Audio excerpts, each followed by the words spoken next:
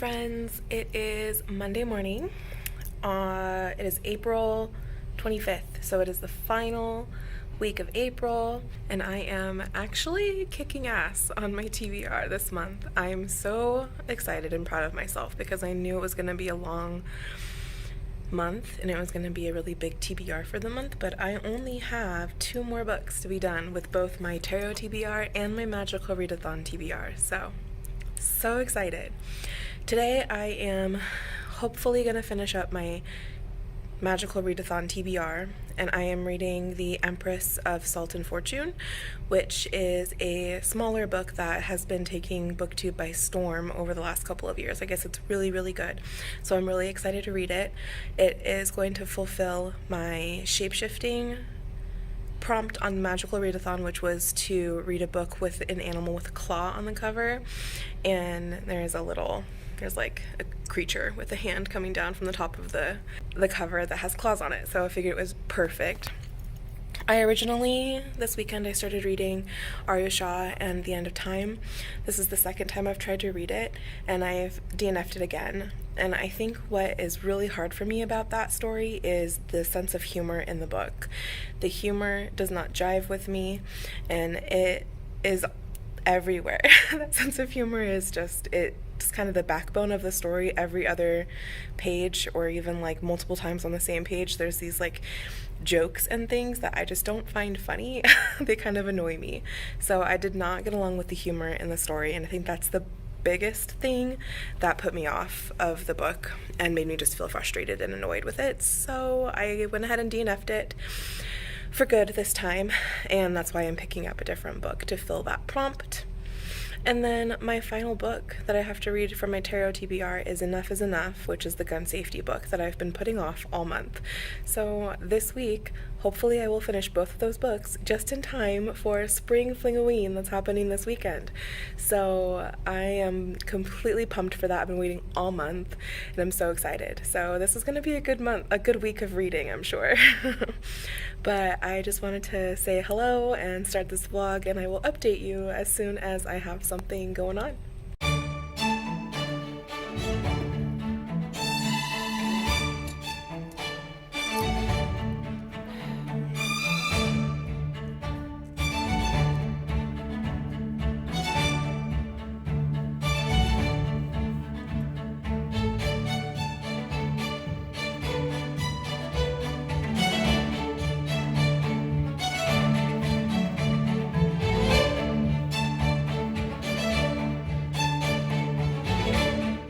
Hey friends, it is Wednesday afternoon, school just got out, and I wanted to give you an update on my reading this week so far.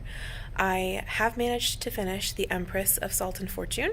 This was a very small book. It only had about 119 pages, and I finished it last night in bed. I used my ebook to read it, and it was about a 3-star for me. I think that smaller books are harder for me to get into and to enjoy as much as I like the longer stories, which I think had something to do with a 3-star rating, because the writing was actually excellent. There were parts of it that I wasn't super interested by. I felt like it just wasn't very gripping, and I would have liked more in the story, I think. So I'm not sure that short novellas like that are for me unless they're part of a larger series. For example, I read The Pale Dreamer earlier and really enjoyed it. And part of it was that I knew that more was coming. But also, just in comparison, I felt like The Pale Dreamer was more of like a full-fleshed story on its own, but I did give it a 3-star. There were parts of it that I really appreciated. I really enjoyed the non-binary main character. I thought that was great. I really liked the writing. I liked the storytelling element. It is an old woman telling the story of her experience with the Empress. It was told in a series of short stories. It had a feeling of a legend almost, which was interesting as well. So there were definitely some positive points. I would definitely recommend this if you enjoy short stories or novellas. That marked the end of my magical readathon TBR. So I have successfully read one book for every single prompt in my spring equinox classes, and then I just have one more book on my tarot TBR that I need to do.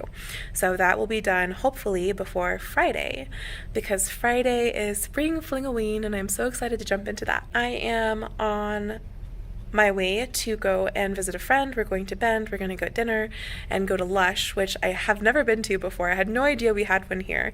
It is a kind of Bath and Body Works type place, except more decadent, I guess.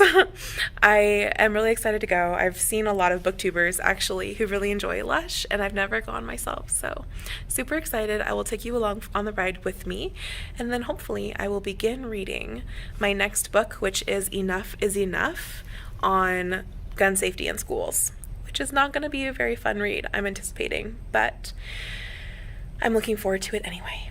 So with that said, I will update you soon.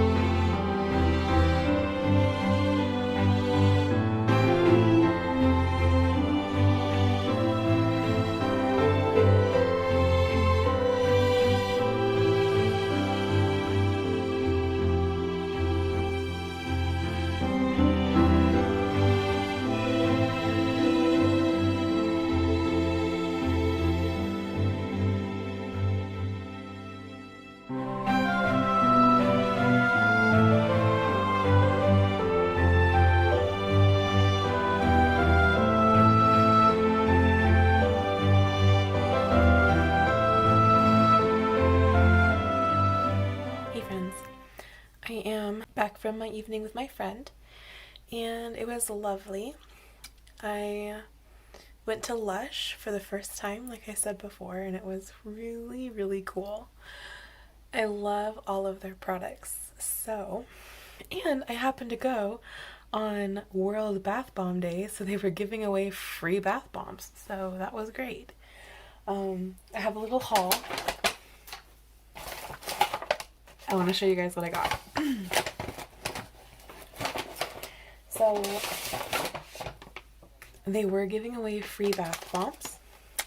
So I got the big blue bath bomb, and it has lavender, lemon oil, seaweed, salt, and citric acid, and a couple of other things like dyes and stuff. So, oh, it smells so good. And it's huge. And it looks like this. It's got Lush carved into it, and it has bits of seaweed coming out of it. And I'm really excited to try this. They also were giving out free samples of the face mask. So I got a little container of their Beauty Sleep face mask. It looks kind of purpley, and it smells kind of like vegetables. I really am curious to know what's in this. I need to look it up, actually.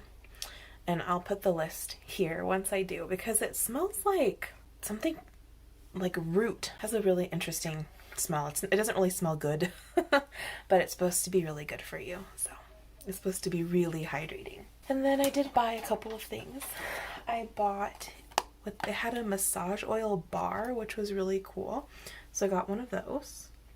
You just rub it right on and use it to give massages. They also had this small container of Mimosa Shower Gel, and it smells amazing. Elderflower, orange, and Mimosa Absolute. It smells so good. Oh, I wish you guys could smell it. But it's this lovely orange color, and it'll be excellent for waking up in the mornings. Finally, I got this container of shaving cream. which I have been wanting to get some good shaving cream for a while. It has oat milk, safflower oil, shea butter, honey, sandalwood oil, lavender oil, all kinds of yumminess, and it smells divine. It's a very thick cream. Anyway, wanted to share that with you because it was fun to go for the first time to Lush. It's been all over the internet, and I had no idea that we had one. It's excellent. I finished editing, and I uploaded my 24-hour readathon vlog, so if you haven't checked that out, go check that out. It was a lot of fun. And tonight, I am starting my final book on my TBR, which is Enough is Enough by Michelle Rome McCann. Been avoiding this all month. It's the final book. I will get it done before Friday, so I have tonight and tomorrow to finish this book. I can do it. I know I can do it. So I'm going to stay up tonight, read this, take it to work with me, read it during my work breaks, and finish it off tomorrow night. I'm also going to a baseball game for one of my students tomorrow night, so that should be fun. But yeah, overall it's been a really lovely day, and I am going to cozy up and read for the rest of the evening. So I will chat with you tomorrow.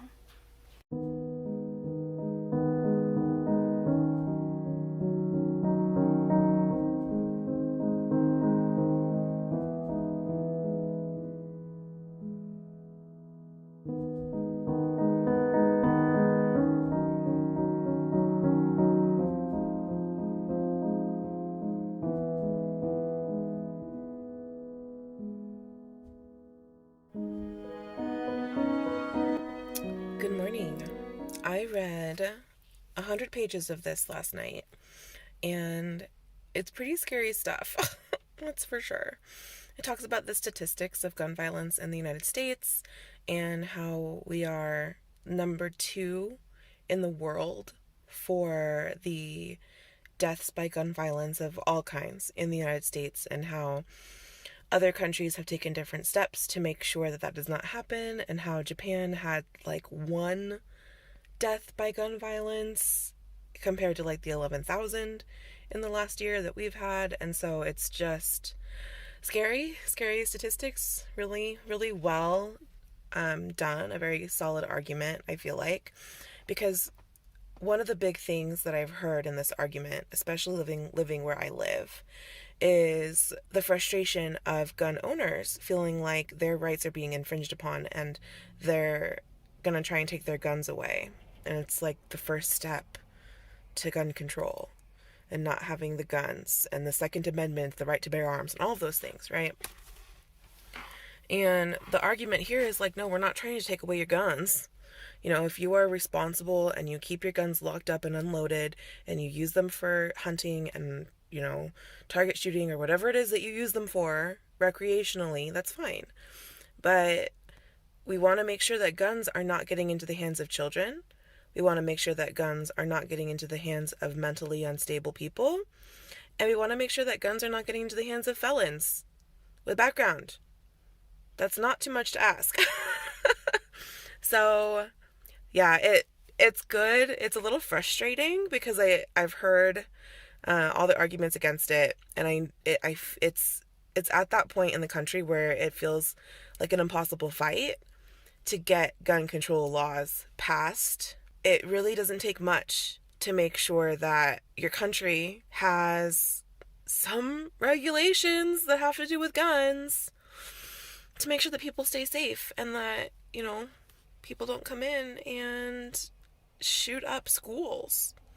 And that's obviously a really sensitive and dear topic to my own heart as a teacher who teaches young children. So yeah, it's definitely like getting me kind of riled up. And I'm on page 100-ish, and I'm sure I'll finish the next half today. This is a really fast read. A lot of it is graphics, a lot of it is statistics, and those kinds of things. So it goes really fast. It's a fast read. It's fast paced. So I'm sure I'll finish this today, which is good because I don't want to read it anymore. But it's an important topic, and what's cool is that this is written for young people. It's supposed to be like how students can join the fight for gun safety. So it's supposed to be like how teenagers, like 15 through age 20, 29, 20, whatever it is, like young adults, can fight for gun reform.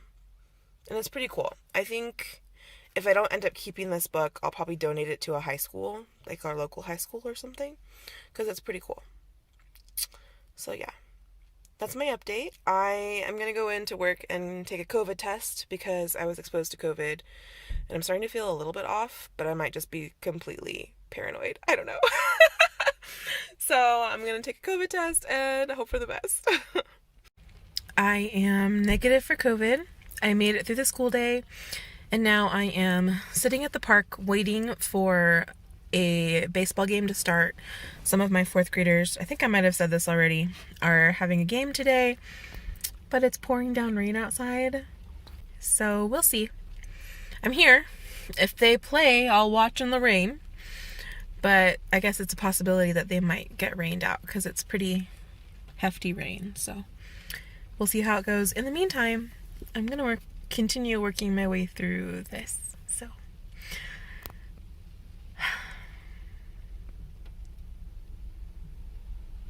the rain is a lovely backdrop. I just got back home from work and it is Friday and I'm so happy. I really wanted to come home and start my Spring-Fling-a-Ween TBR right away, but yesterday, instead of coming home and reading like I should have, I played Sims all night. And so I still have about half of this to read. I'm going to sit down and bust it out right now, finish this, and then end this vlog so I can start my Spring-Fling-a-Ween weekend vlog, which I'm like super excited about. I have lots of fun things I want to read, and I can't wait to share them with you, so I'm going to sit down, bust this out, probably order myself some food later, but I will give you an update on how this goes. It's done. I finished. I am really angry and stressed and sad after reading this book. But I think it's a really excellent book. I am one who tends to bury my head in the sand when it comes to political things. I used to be super politically active. I really wanted to be an activist for change as a young person, and then I got really overwhelmed and stopped and went the extreme opposite and just stopped thinking about all the things that are hard and stressful. And reading this reminds me why it's important to stay involved and to stay informed about current events and things that are happening in the world, even if it's really hard and stressful. I mean, to do it in a way that is still mindful of your mental health and in a way that is productive, but to be informed anyway. Because this was a pretty recent, right? It was, post-Trump election. So it was pre-COVID, but post-Trump. So it was relatively recent. And there was some things in there that I didn't know about. So it was definitely inspiring. It's inspiring me to make sure that I am educated on the things that are really important to me and to keep an eye out for current events that are important to know. So it's good, but I'm also really frustrated and upset by the circumstances that are in this book and the circumstances that our country is currently in, and I need to let it go because I'm about to start into my Spring-Fling-a-Ween weekend. So I will leave it there. If you want to see what happens next, make sure you tune into my next video. I hope that you enjoyed this one. It was pretty simple, but I hope you enjoyed it anyway. Give it a like if you liked it and subscribe if you want to, and I will see you in the next video. Take care, guys.